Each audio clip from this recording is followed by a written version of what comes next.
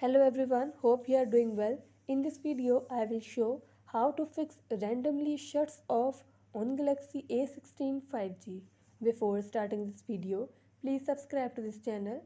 Let's start our video without wasting any time.